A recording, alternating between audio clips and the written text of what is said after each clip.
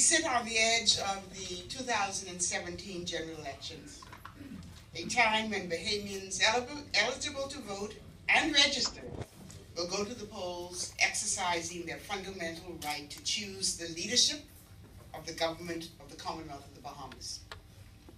This moment, like moments in the past, will determine the future policy directions in our country.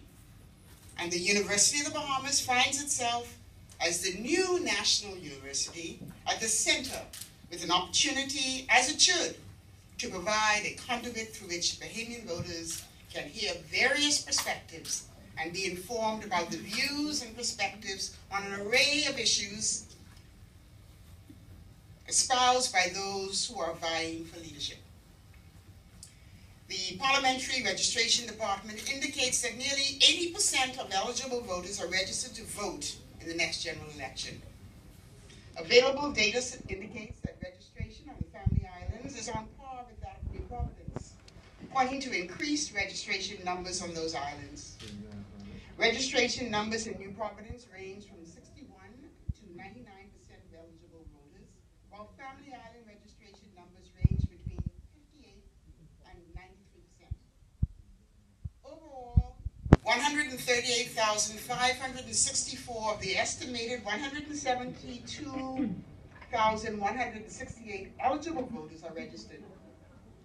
As a point of reference, 5 years ago, well over 152,000 people had registered to vote, and ultimately approximately 172,000 voted in the last election.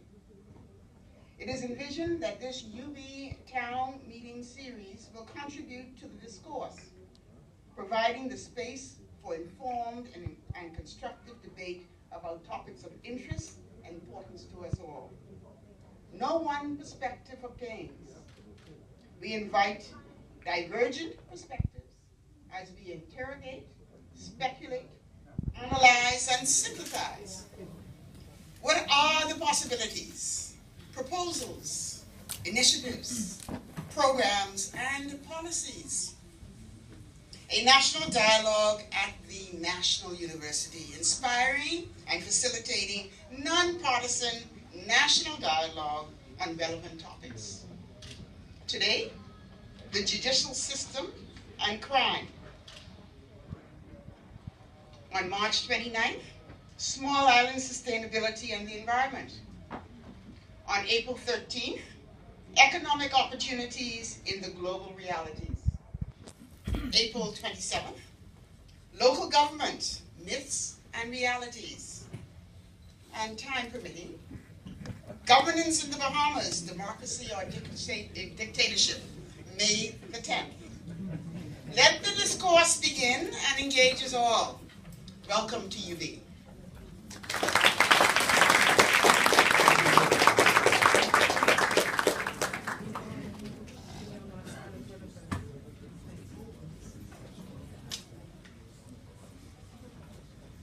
I beg your pardon.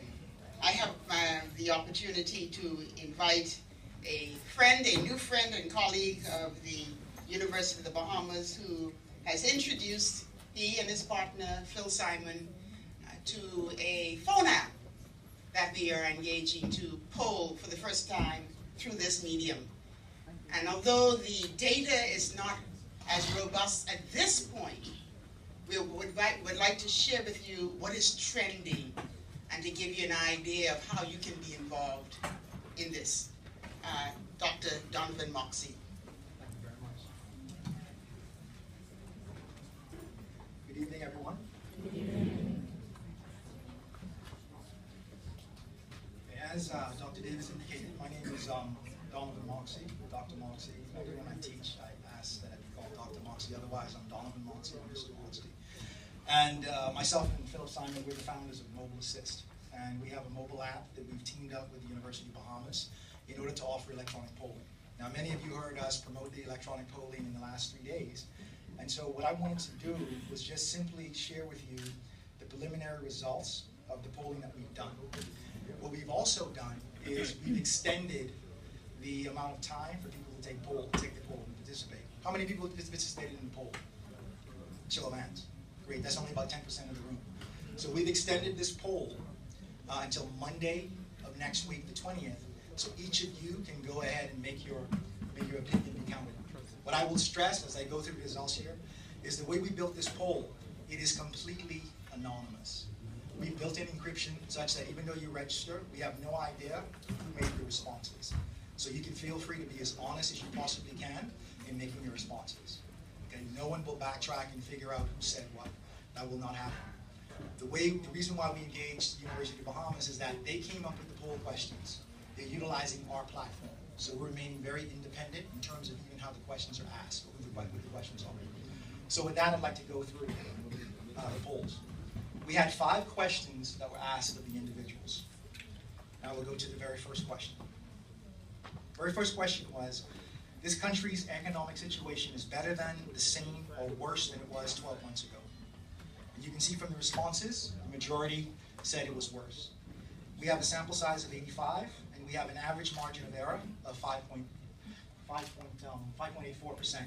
We've calculated the standard deviation and variances. Now what I'd like to do is show you the responses in accordance with age group. So the individual that said better, they were the 45 to 55 to 54 years age group. The ones that said it was the same was a pretty nice distribution in age group in the respondents. The ones that said it was worse, there was also a distribution among that group as well, and this was a higher number. And what we can recognize is that when you look at the age groups, there was a distribution in that response. That was essentially what we would call a normal distribution across the age groups. For people who don't quite know, what we can see from this is that the younger respondents are the ones who aren't sure whether or not we're better or worse.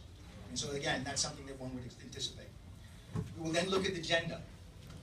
The responses of the better were males, no females. The respondents who said the same, they were mostly male, about twice as many females rather, as there were males. The responses said it was worse. It was an equal amount when you look at males and females as a percentage of the respondents. And then the respondents that said they don't quite know, those were mostly females who responded in that way. So I'm just demonstrating that we dig deep in the granularity of the responses so you can have some demographic understanding of exactly who's saying what and what their opinions are. So what I would do is show you the responses to the second question. The second question was, speaking in general of the current administration, how would you rate the job performance of the current Prime Minister? The bulk of the respondents were bad or very bad. 86 was the sample size. The average margin of error is 5.89%. And again, we have the details there. But now if we look at who responded in age group, the person who said very good was the 25 to 34-year-old group who responded to that. There were no respondents that said it was good. If we look at who responded in the age group who said it was neither good nor bad, it was basically fair, this was an older group who responded in that way. If you now look at and see who said it was bad, you see there's a pretty good distribution across all age groups in terms of those respondents. Okay? And then very bad, again, there's a pretty good distribution across the age groups, with the highest amount coming from the age group in the 35 to 45-year-old group. On the gender side of things, there was the male who considered it to be very good. Neither good nor bad, there was an equal amount of males and females. Bad, it was more females than males. And then very bad, it was about equivalent between the male and the female respondents. Okay, go to the third question. The third question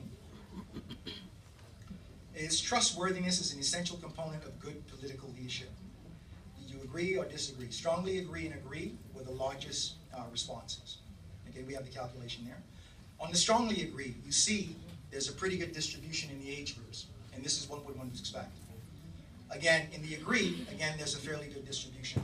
In the neutral, there's the age group of 25 to 34, and there's no one that disagreed in that. So one can conclude that Bahamians are looking for leaders that they deem that they trust.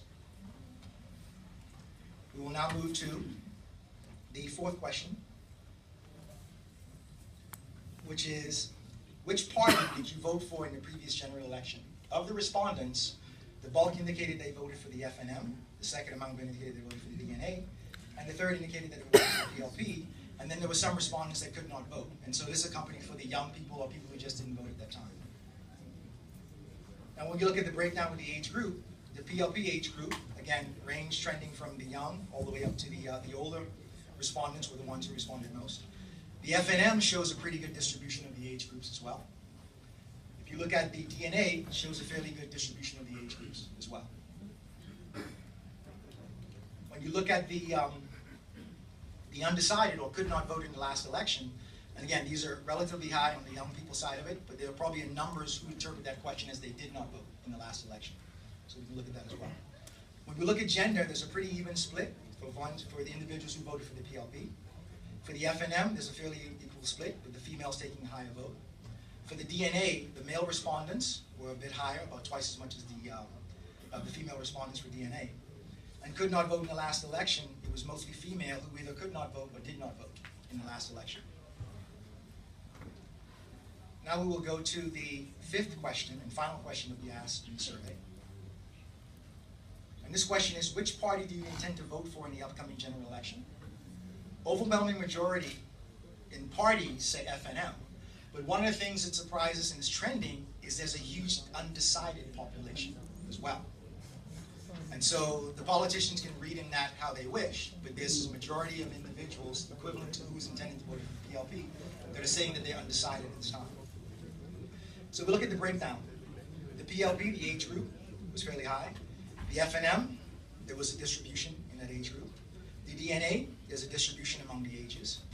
The UDP, there was one individual who was an older individual. Then when you look at the undecided, again, that's a pretty good distribution over the age group.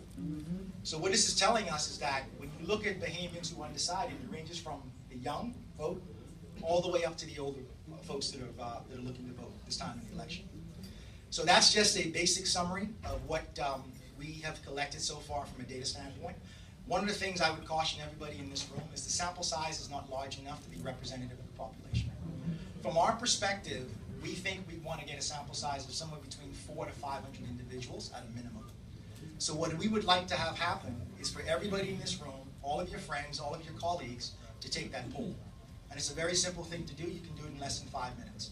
You go to either the Google Play Store or the Apple App Store, put in Mobile Assist, one word, MOBILEASSIST. Download the app, register the app. Once you've registered in the app, then the app will automatically send you a notification and you can go ahead and take the poll. What we've also done is we put forth a second poll, and that second poll is based on your views, people who are seeing it in Facebook Live, people who are here live, of exactly what the panel has said in response to the questions that were asked, and whether or not you gained a better understanding of the justice system. So we would encourage you, after this event, to go ahead and actually complete that poll as well.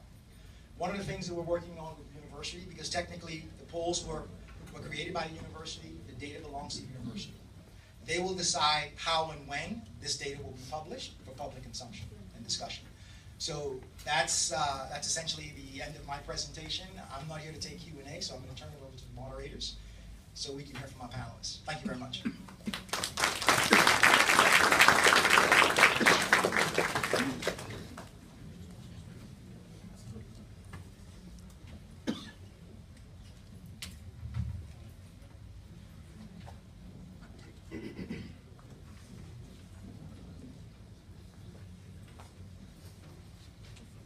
My name is Michael Stevenson. I'm an associate professor at the university, and I have the distinct pleasure to introduce the panelists tonight. And I should be calling them the political respondents. And following my welcome, I will be asking Dr. Peter Maynard to welcome you here as well. So, and I will ask the political respondents, as I call them, to sit to my far right, coming towards the mic. So the first person I'd like to sort of introduce as a political respondent tonight is the Senator Honorable Keith Bell. Mr. Bell is representing the Progressive Liberal Party, and he's a candidate for Carmichael. The second political respondent is Mr. Marvin Dames. He is the political respondent representing the Free National Movement, and he's a candidate for Mount Moriah. The third political respondent is Mr. Stephen Greenslade, representing